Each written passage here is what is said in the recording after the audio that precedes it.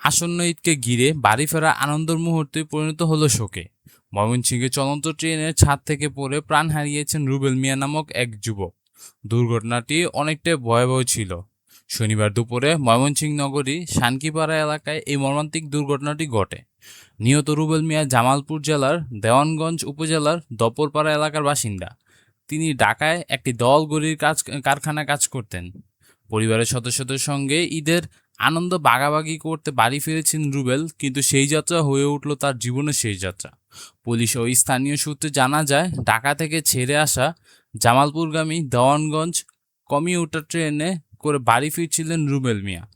যাত্রীদের অতিরিক্ত চাপের কারণে তিনি ট্রেনের ছাদে অবস্থান করেছিলেন বলে ধারণা করা হচ্ছে। ট্রেনটি যখন ময়মনসিংহে শানকিপাড়া এলাকায় পৌঁছায়, তখন অসাবধানতাভাবে তিনি ট্রেনের ছাদ থেকে দুই বগির মাঝখানে পড়ে যান। এরপর ট্রেনের চাকায় কাটা পড়ে। এই দুর্ঘটনায় আরও দুইজন আহত হয়েছেন বলে জানা গেছে। তাদের পরিচয় তাৎক্ষণিকভাবে জানা না গেলেও চিকিৎসা দেওয়া হচ্ছে। ময়মনসিংহ রেলওয়ে থানার ওসি আখতার হোসেন ঘটনার সত্যতা নিশ্চিত করেছেন। তিনি জানান, খবর পাওয়ার সঙ্গে সঙ্গে পুলিশ ঘটনাস্থলে পৌঁছে মরদেহ উদ্ধার করেন এবং পরবর্তী আইনি কার্যক্রম শুরু করেন। অন্যদিকে জামালপুর রেলওয়ে থানার ওসি মোহাম্মদ রবিউল ইসলাম জানান যে রুবেল ঢাকার একটি কারখানায় চাকরি করতেন।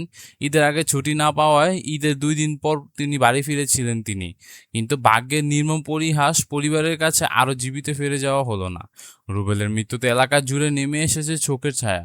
স্বজনদের কান্নার ভারী হয়ে উঠেছেন পুরো পরিবেশ। পরিবারের একমাত্র উপার্জনক্ষম সদস্যকে হারিয়ে অসহায় হয়ে পড়েছেন তার পরিবার সদস্যরা।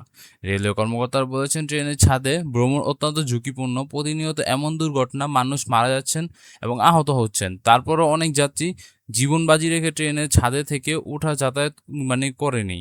রেলওয়ে পুলিশদের দাবি, ট্রেনে ছাড়ার আগে ছাদে কেউ যেন উঠতে না পারে সেজন্য নিয়মিত অভিযান পরিচালনা করা হয়, যাত্রীদের সতর্ক করা হয়, কিন্তু তারপর অনেকে নির্দেশনা অমান্য করে ঝুঁকিপূর্ণভাবে ভ্রমণ করেন।